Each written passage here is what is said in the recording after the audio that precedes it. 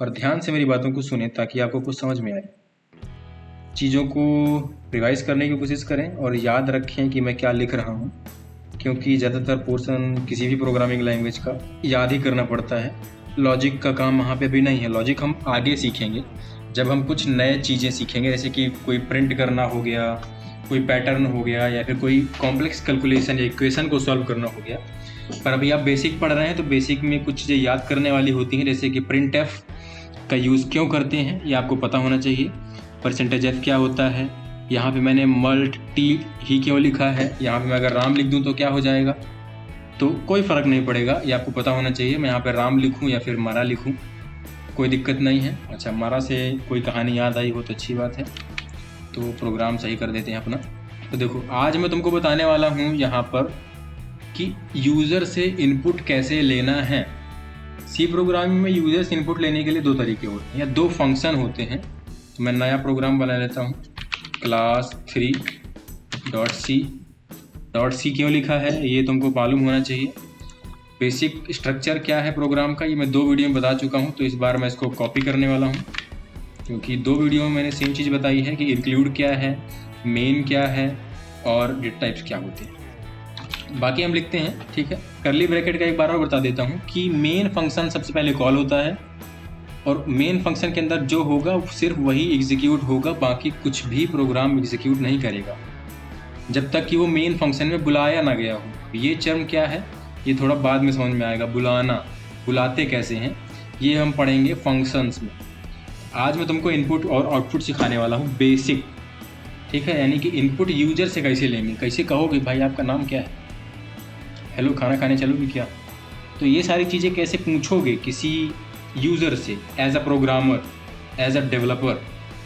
तो इसके लिए 2 फंक्शन यूज़ होते हैं हमारे पास, स्कैनफ, और आउटपुट देने के लिए हमारे पास होता है प्रिंटफ। प्रिंटफ क्या होता है, PRINT, ये भूल गया मैं। प्रिंटफ यूज़ होता है फॉर आउटपुट और स्कैनफ यूज़ होता है फॉर इनपुट, इनपुट लेने के लिए, ठीक है। और ये भी सेम, प्रिंट आउटपुट देने के लिए, यानी कि to take the input we use scanf and for output we use printf.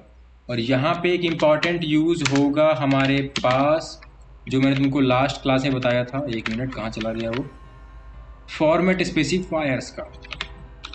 Format specifiers ये इनका नाम है। क्या होते हैं, %s, %d, %f, और एक और यूज़ किया था मैंने %u। इसका अगर तुम कमेंट में बताओ तो बहुत अच्छा होगा, यानी कि तुम थोड़ा एडवांस जा रहे हो बाकी बच्चों से, ठीक है। यानी कि तुम उससे भी आगे जा रहे हो, ये समझो, अगर तुमको %u पता है, ठीक है। स्ट्रिंग क्या होता है, %s यूज़ होता है स्ट्रिंग के लिए, यहाँ पे हम %c कर देते हैं क्योंकि स्ट्रिंग का कोई काम नहीं है। d for digit and f for float decimal value. इतनी चीज़ें तुमको पता होनी चाहिए इनपुट आउटपुट करने के लिए। अब हम लिखते हैं अपना प्रोग्राम, और ये क्या होता है भाई, 3 प्रोग्राम हो गए, मैंने तुमको नहीं बताया। // Is used for comments in C program. इसको देने का एक और तरीका होता है, ये लगाया मैंने, यहाँ पे स्टार लगाया, और ये देखो ये थोड़ा सा मेरी मदद हो गई। लास्ट में चलते हैं, स्टार लगाया और ये लगाया।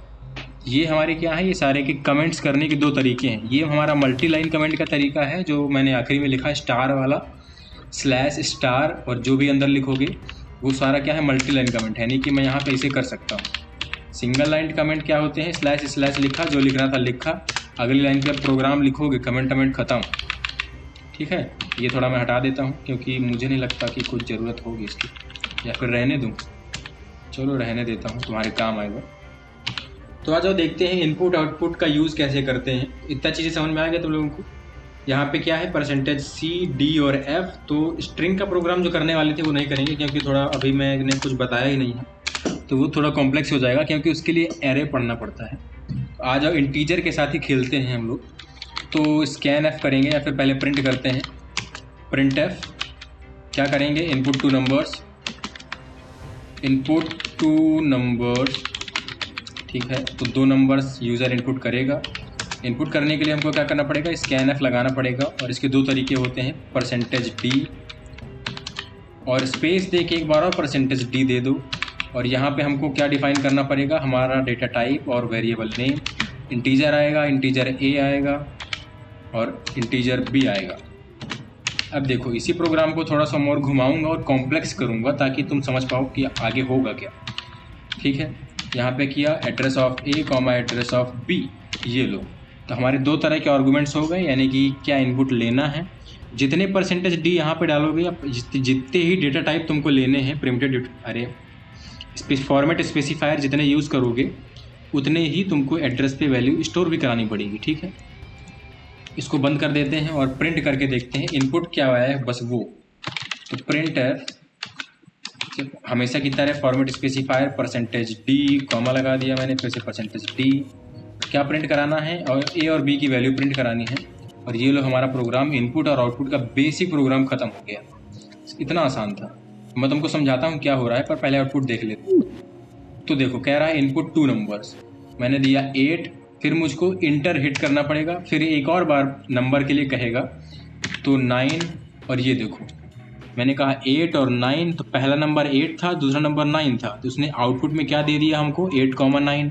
अब देखो समझने के लिए कि आउटपुट कैसे आ रहा है, अब ये देखो मैंने इसको ये हटाया और यहाँ पे मैंने क्या किया, एक हैश का साइन डाल दिया। ठीक है, अब देखो कैसे आउटपुट आएगा, मैंने कहा 20 और 93, 20 के बाद मुझे इंटर दबाना था और 93, तो ये देखो आउटपुट में क्या आ रहा है 20 हैश, यानी कि ये 20 यानी कि जो हम वैल्यू इनपुट करेंगे वही वैल्यू उठाएगा और उसी को प्रिंट करा रहा है। यानी कि प्रोग्राम क्या है, प्रोग्राम ने कहा इंट ए इंट बी, ये दो तरह की वैल्यू आने वाली है, संभाल के रखना इनको। हमने कहा प्रिंट कराया इनपुट 2 नंबर्स। ठीक है, फिर हमने क्या किया, स्कैन एफ किया। स्कैन एफ क्या करता है, इनपुट लेता है। प्रिंट एफ क्या करता है, आउटपुट देता है। स्कैन एफ में हमने कहा कि क्या आएगा, एक डिजिट आएगा, यानी कि एक इंटीजर आएगा, और कहाँ पे उसको स्टोर करना, परसेंटेज ए पे, यानी कि एड्रेस ऑफ ए पे उसको जाके स्टोर कर देना। फिर एक और आएगा इंटीजर, उसको कहाँ स्टोर करना, एड्रेस ऑफ बी पे स्टोर कर देना। इतना करने के बाद क्या करना, तुम आउटपुट दिखाना। आउटपुट में क्या दिखाओगे, एक डिजिट दिखाना है, फिर एक हैश का साइन देना है प्लस स्पेस, और फिर हमको क्या करना है, एक और डिजिट देना है। पहले डिजिट पे किसकी वैल्यू डालेंगे, ए की, दूसरे डिजिट पे किसकी वैल्यू डालेंगे, बी की। ये इंपॉर्टेंट है, अगर मैं बी को आगे पीछे कर दूं, यानी कि बी कॉमा ए कर दूं, तो यहाँ पे जो आउटपुट था 93 और 20 ये स्वैप हो जाएगा। देखना कैसी, रन किया, यहाँ पे मैं नई वैल्यू डाल देता हूँ, वही डाल देता हूँ 20 और 93। देखो अब आउटपुट क्या हो गया, स्वैप हो चुका है। अब 93 पहले आ रहा है, 20 बाद में आ रहा है। मैंने इनपुट पहले 20 किया था और 93 बाद में किया था, क्योंकि मैंने यहाँ पे जगह चेंज कर दी, किसकी, हमारी वेरिएबल नेम्स की हमने जगह चेंज कर दी। अब देखो यहाँ पे क्या बताने वाला था, प्रोग्राम को कॉम्प्लेक्स करने का तरीका। हमने यहाँ पे 2 लाइन लिखी, अब इसी चीज़ को एक लाइन में भी कर सकते थे। यहाँ पे कॉमा लगाएंगे और यहाँ पे लिख देंगे बी, लो काम खत्म। सेम डेटा टाइप को डिक्लेयर करने के लिए एक बार दे दो और कॉमा लगा कर उनके नाम देते रहो। एक बार मैंने क्या किया, यहाँ पे कॉमा सी एक और दे दिया, और सी को अगर मैं यहाँ पे प्रिंट करा दूँ तो देखो क्या होगा। मैंने दूसरे या तीसरे लेक्चर में कहा था कि एक गार्बेज वैल्यू स्टोर हो जाती है, वो भी देख लेते हैं चेक करके एक बार क्या स्टोर हुआ सी के अंदर। मैंने रन किया, मैंने कहा 1, मैंने कहा 2, और ये देखो क्या प्रिंट हुआ, 2 प्रिंट हो गया, 1 प्रिंट हो गया, और सी की कोई वैल्यू प्रिंट हुई ही नहीं। ठीक है, तो यानी कि सी में इस वक्त हमारे पास क्या है, ब्लैंक स्पेस है, यानी कि सी की कोई वैल्यू हमारे पास नहीं आ रही है। ये कब तक आएगी, जब तक हम यहाँ पे कोई इनपुट नहीं लेते। अगर हम इसको एक इनपुट लेना चाहते हैं, हम यहाँ पे परसेंटेज क्या करूँगा, देखो यहाँ पे थोड़ा सा और सीखो। परसेंटेज एफ किया, स्टोर करना है एड्रेस ऑफ सी पे, यानी कि अब हमसे 3 बार इनपुट मांगेगा हमारा प्रोग्राम, हमसे 3 बार इनपुट मांगेगा। मैंने कहा 1, इंटर किया, मैंने कहा 2, मैंने इंटर किया, और हमने क्या किया था, फ्लोट में, यानी कि इनपुट कैसा होगा, हमारे पास फ्लोट होगा। मैं 85.369 दे देता हूँ। अब देखो हमने इनपुट तो फ्लोट दिया, पर यहाँ पे क्या था, हमारा डेटा टाइप इंटीजर था। अब देखो इसका रिजल्ट क्या आएगा, मैंने इंटर किया, यहाँ पे क्या प्रिंट हुआ, 2 प्रिंट हुआ, 1 प्रिंट हुआ, और यहाँ पे मैंने कुछ मिस कर दिया है जो कि है परसेंटेज एफ, और इसीलिए शायद से पिछले वाले प्रोग्राम पे हमारे पास गार्बेज वैल्यू प्रिंट नहीं हुई थी। वो भी मैं एक बार और रिपीट करूँगा, या फिर यहीं पे करके देख लेंगे, और इसको फिर से रन कराता हूँ मैं। यहाँ पे मैंने दिया 1 2 96.3 और ये देखो हमारे पास क्या स्टोर हुआ 2 1। फ्लोट वैल्यू हमने कराई किस पे, इंटीजर पे, इसीलिए कुछ प्रिंट ही नहीं हुआ। क्या प्रिंट हो गया 000। सेम आउटपुट आया था हमारे पास एक और प्रोग्राम में, अगर पहला वीडियो देखा हो यानी कि इसके पहले वाली वीडियो में, जहाँ पे मैंने यही चीज़ की थी, इंटीजर वैल्यू पे फ्लोट वैल्यू स्टोर कराई थी जो कि 000 के फॉर्म में स्टोर होती है। अगर मैं इसको चेंज करके फ्लोट कर दूँ, अरे इसको डेटा टाइप को यहाँ से मैं चेंज करके फ्लोट कर दूँ तो भी हमारा प्रोग्राम बिल्कुल सही है, कोई दिक्कत नहीं होगी। अब देखो आउटपुट क्या आएगा, ठीक है। मैंने रन किया, मैंने फिर से वही दिए 1 2 93.65। अब आउटपुट देखो क्या आया, 1 मैंने दिया था, आउटपुट 0, यानी कि यहाँ पे मैं क्या प्रिंट कर रहा हूँ 2 की वैल्यू, 2 की वैल्यू थी और 2 क्या था हमारे पास, एक डिजिट था, ठीक है।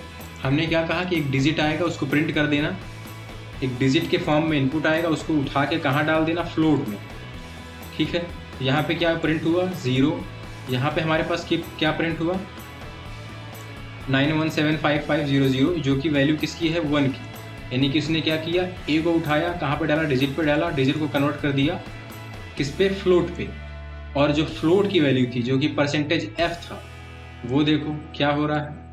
यही सारी चीज़ तुमको समझनी है। अगर तुम इसका कमेंट में मुझे आउटपुट बताओगे तो बहुत अच्छा लगेगा, ठीक है।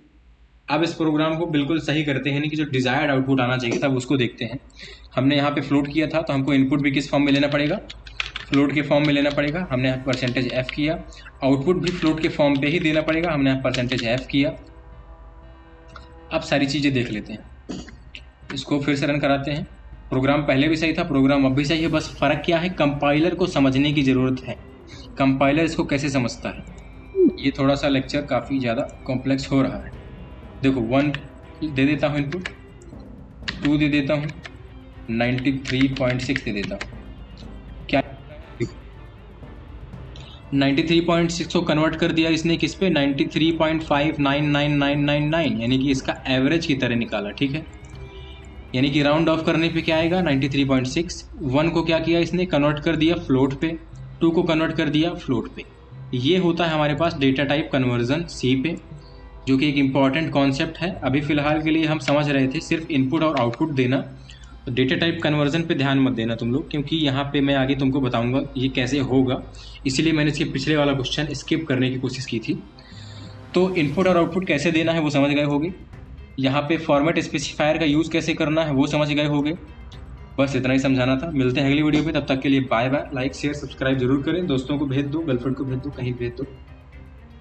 तो ठीक है दोस्तों, 3 क्लासें हो चुकी हैं। आज मैं तुम लोगों को बताने वाला हूँ कि कैसे हम लोग सी प्रोग्रामिंग में आउटपुट और इनपुट लेते हैं थ्रू कंसोल। तो कंसोल से इनपुट कैसे लेंगे ये मैं तुमको बताऊँगा आज। वेरिएबल की नेमिंग कैसे करते हैं, कितने डेटा टाइप होते हैं हमारे पास, और इक्वेशन या बेसिक स्ट्रक्चर किसी सी प्रोग्राम का क्या होता है, इंक्लूड का क्या काम होता है, ये सारी चीज़ें मैं तुमको बता चुका हूँ, ठीक है। तो अगर ये तुम लोगों ने नहीं अभी तक जाना है तो जान लो, क्योंकि उसके बगैर आज का लेक्चर में कुछ काम आने वाला है नहीं, ठीक है। studio.h जो कि हमारी स्टैंडर्ड इनपुट आउटपुट लाइब्रेरी होती है, इसको इंपोर्ट कर लेते हैं और तुम लोगों को अब सब कुछ साफ साफ दिख रहा होगा, ठीक है। इसको इंपोर्ट करने के बाद हम लोग क्या करेंगे कि पूरा ही बंद हो जा रहा है, चलो छोड़ो। यहाँ पे मैं लिखूँगा void और मेन को ओपन करते हैं ताकि हम अपना प्रोग्राम लिख सकें। मेन फंक्शन क्या होता है, जो सबसे पहले एग्जीक्यूट होता है किसी प्रोग्राम में। एक सबसे पहले तुमको एक आउटपुट दे के दिखाता हूँ। तो int a हमने एक वेरिएबल बना दिया जिसमें वैल्यू हमने 7 दे दी। अब इस 7 को प्रिंट करके देखते हैं कि कैसे प्रिंट होता है, ठीक है। तो प्रिंट f में हम लोग क्या करेंगे, मैं अपना नाम प्रिंट कर देता हूँ और अगले प्रिंट एफ में हम क्या करेंगे, अरे क्या हो गया, प्रिंट एफ, स्पेलिंग गलत है, स्पेलिंग गलत है। प्रिंट एफ में मैं क्या प्रिंट कर दूंगा, हमारी जो वैल्यू है ए की। तो इसके लिए हमको क्या यूज़ करना पड़ेगा, फॉर्मेट स्पेसिफायर। और ये फॉर्मेट स्पेसिफायर का यूज़ करने का तरीका होता है, यहाँ पे फॉर्मेट स्पेसिफायर, फिर जो वैल्यू यहाँ पे डालनी है उसका यहाँ पे वेरिएबल नेम, ये पहले बता चुका हूँ तुम लोगों को। और क्योंकि मुझे सेम लाइन पे ही करना है तो यहाँ पे एक स्पेस दे देता हूँ, ठीक है। ये चीज़ हम ऊपर भी कर सकते थे, अभी मैं करके दिखाऊंगा। इसको आ जाओ, इसको रन करके देखते हैं इसका आउटपुट क्या आएगा। तो ये हमारा आउटपुट आ गया है शिवम 7, ठीक है। अब इस सेम चीज़ को मैं एक ही लाइन में कर सकता था, ये इतना लिखने की ज़रूरत नहीं थी, ठीक है। मैं यही बताना चाहता हूँ कि प्रोग्राम लिखने का सही तरीका क्या हो सकता है। तो यहाँ पे मैं क्या कर दूँगा, %d डाल दूँगा और सेम चीज़ में सेव करके रन कराऊँगा तो वही का वही आउटपुट आएगा, कोई फ़र्क नहीं आएगा, ठीक है। ये हमारा बेसिक तरीका है किसी चीज़ का आउटपुट देने के लिए। अब मैं इनपुट देने के लिए तुमको क्या बताऊँगा, एक बेसिक कैलकुलेटर का प्रोग्राम लिख लेते हैं, कैलकुलेटर, ठीक है। तो यहाँ पे मैं क्या करूँगा, एक इंटीजर बनाऊँगा 3, ठीक है। तो b, c, d ये हमारे 3 इंटीजर डिफाइन हो गए हैं। अब इनके लिए हमको क्या करना है, इनपुट लेना है। तो इनपुट लेने के लिए यूज़ होता है scanf, और ये चीज़ तुमको क्या करनी है, याद करनी है, ठीक है।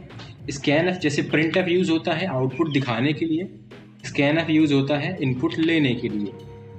दिक्कत क्या होती है कि इसमें हम स्ट्रिंग्स का इनपुट नहीं ले सकते हैं, ठीक है। तो ये आगे जब आप जाओगे तो एक और फंक्शन आप पढ़ेंगे गेट्स, उसके बारे में हम बाद में जानेंगे, पर अभी बेसिक इनपुट हमको लेना है किसी फ्लोट या फिर किसी नंबर का या फिर किसी कैरेक्टर का, तो हम scanf का यूज़ कर सकते हैं, ठीक है। scanf में भी फॉर्मेट स्पेसिफायर यूज़ होते हैं हमको, क्योंकि सारे के सारे हमारे पास इंटीजर हैं तो हम d का यूज़ करेंगे, %d। और %d में वैल्यू कहाँ पे स्टोर करानी ये भी देना पड़ता है। भाई वैल्यू आएगी तो कहीं ना कहीं तो जाएगी, स्टोर होगी कंप्यूटर में, तो बस वही हमको बताना है। और उसको देने का यानी कि इसकी वैल्यू हम कहाँ पे स्टोर कराएंगे, b पे। ऐसे डायरेक्टली b पे वैल्यू को स्टोर कराना ठीक नहीं है, तो हम क्या करेंगे, यहाँ पे लगाते हैं एड्रेस, ठीक है। तो कहाँ पे वैल्यू जाएगी, at the address of b। इसका क्या मतलब होता है, at the address of b, यानी कि मान लो कोई डिलीवरी आई, वो कहाँ जाती है, आपके एड्रेस पे जाती है ना, घर के। तो यहाँ पे एड्रेस किसका है, यहाँ पे एड्रेस जो है वो है मेमोरी का। तो इस मेमोरी पे जाएगा कहाँ पे, जहाँ पे b है। मेमोरी का आइडेंटिफायर क्या है, यानी कि वेरिएबल नेम क्या है, b, ठीक है। अब सेम तरीके से हम क्या करेंगे, एक और scanf दे देंगे। अब देखो मैं इसको यहाँ पे तुमको सिखाऊंगा कि सही तरीका क्या है। %d फिर से दूंगा और अगली वैल्यू कहाँ स्टोर कराऊंगा मैं, कहाँ पे, अपने c पे। सेम चीज़ मैं ऊपर भी कर सकता था, यानी कि एक ही लाइन पे इसको लिखना होगा, तो एक बार और %d दे देंगे और कॉमा लगा के एक और फॉर्मेट स्पेसिफायर d, यानी कि अब हमने अपने क्या की है, 3 इनपुट ले लिए हैं ऑफ टाइप इंटीजर। अब हम इनमें कोई भी कैलकुलेशन कर सकते हैं, ठीक है। अब हम इनको जानते हैं b, c और d से, यानी कि यूज़र इनमें कुछ भी डाल सकता है, कोई भी रैंडम वैल्यू यूज़र इनपुट करेगा और उसको यूज़ करके हम क्या करेंगे, आउटपुट दिखाएंगे। तो मैं क्या चाहता हूँ, मैं बेसिकली इसको मल्टीप्लाई करके दिखा देता हूँ, ठीक है। तो मल्टीप्लिकेशन क्या होगा, multiple of numbers a, b and c क्या है, इसको यहाँ पे प्रिंट करा देता हूँ। बेसिकली इंटीजर ही आएगा जब मल्टीप्लाई कराएंगे, a into b into c। इसको मुझे यहाँ पे क्या करना है, प्रिंट करना है। और एक और प्रिंट कर देता हूँ जो कि होगा इनका सम, ठीक है। तो यहाँ पे हम क्या कर देंगे, यहाँ पे इसको ऐड कर देंगे, यहाँ प्लस कर देते हैं और जो कि एक वैल्यू आएगी। यहाँ पे मैं इसको थोड़ा सा दिखाने के लिए यहाँ पे एडिशन कर देता हूँ। एडिशन की स्पेलिंग अगर गलत हो तो आप देख लेना। और यहाँ पे मुझे नई लाइन पे देना है, तो यहाँ पे मैं /n और /n लगा देता हूँ। ये सारी चीज़ें मैं तुमको बता चुका हूँ, नई लाइन कैसे करनी है, मल्टीप्लिकेशन, ये सब आउटपुट कहाँ पे लिखा जाता है, %d क्या है, ये सारी चीज़ें तुमको बता चुका हूँ। मैं आज क्या बताने वाला हूँ, scanf। ध्यान देने वाली बात यहाँ पे क्या है, सिर्फ scanf पे फोकस करना है। और चीज़ों के लिए आप पहले वीडियो देखिए, ठीक है, जो पहले बता चुका हूँ। तो scanf का यूज़ करने का तरीका क्या होता है वो मैं तुमको बता रहा हूँ। अब देखो, आ जाओ इनको रन करा के देखते हैं। तो हमारा प्रोग्राम कैसे रन करना चाहिए, सबसे पहले हमारे पास क्या आनी चाहिए, printf, जहाँ पे शिवम प्रिंट होगा और a की वैल्यू जो कि होगी हमारी 7 ये आएगी। उसके बाद scanf रन होगा तो हम एक इनपुट लेंगे और उसको b में स्टोर करेंगे। फिर एक और scanf रन होगा जिसमें 2 इनपुट लेंगे, यानी कि इंटर दबाने के बाद हमको एक और मौका मिलेगा ताकि हम d की वैल्यू भी स्टोर करा सकें। और उसके बाद कैलकुलेशन करने के बाद हमको 2 आउटपुट मिलेंगे जो कि होगा एडिशन और मल्टीप्लिकेशन ऑफ दोज नंबर्स। तो आ जाओ इसको रन कराते हैं, देखते हैं क्या होता है। तो देखो शिवम 7 आ चुका है और इनपुट देने के लिए वाइट ब्लिंकर जो होता है, ये वाइट हमारा पास जो कर्सर है वो आ चुका है। तो पहली वैल्यू दे देता हूँ मैं 2 और एंटर करूँगा। अब देखो एक और वैल्यू मांग रहा है 3, फिर एंटर करूँगा, फिर 4, और ये हमारे पास उसका क्या आ गया, आंसर। तो देखो आंसर हमारे पास क्या आया है, मैंने कुछ गड़बड़ की है, हाँ मैंने यहाँ पे क्या यूज़ कर दिया है, ABC और ABC, ठीक है। तो देखो आंसर क्या आया, 42 एंड 12। तो किस हिसाब से आया है, देखो a की वैल्यू हमारी क्या थी, 7, जो कि फिक्स थी, यानी कि 7 मल्टीप्लाई बाई बी की वैल्यू हमने दी थी, बी की वैल्यू हमने क्या दी थी 3 और सी की वैल्यू नहीं देखो यहाँ पे बी की वैल्यू हमारी क्या थी 2 थी, ठीक है, और सी की वैल्यू हमारी क्या थी 3 और डी हमने यूज़ ही नहीं किया, ये हमारी क्या थी, ये गलती थी। जब हम इसको कल सॉल्व करते हैं तो ये क्या आता है, देखो 7 दूनी 14 यानी कि 3 2 जा 6 एंड 6 7 जा 42, ये हमारे पास जो आउटपुट आया है बिल्कुल सही आया है। और जब इनको हम ऐड करेंगे तो क्या आता है 12, तो बेसिक प्रोग्राम बिल्कुल सही है। और अगर मैं यहाँ पे इसको चेंज कर देता हूँ, डी कर देता हूँ, और यहाँ पर भी मैं क्या कर देता हूँ, डी कर देता हूँ, तो सारी की सारी वैल्यूज़ हमको कहाँ से मिलेंगी, यूज़र के इनपुट से मिलेंगी। एक बार फिर से रन करा के दिखाता हूँ प्रोग्राम को। यहाँ पर मैं इनपुट करूँगा 1 2 और 3, तो आउटपुट क्या आना चाहिए, आउटपुट हमारे पास मल्टीप्लिकेशन आना चाहिए 6 और एडिशन आना चाहिए 6। देखो 6 एंड 6 हमारा क्या हो गया, इनपुट और आउटपुट। यानी कि यूज़र से इनपुट लेके कैलकुलेशन कैसे करेंगे वो आज हमने सीख लिया है। अब हम इक्वेशन को सॉल्व कैसे करेंगे वो हम अगली वीडियो पे सीखेंगे। तब तक के लिए bye bye, like share subscribe जरूर करें।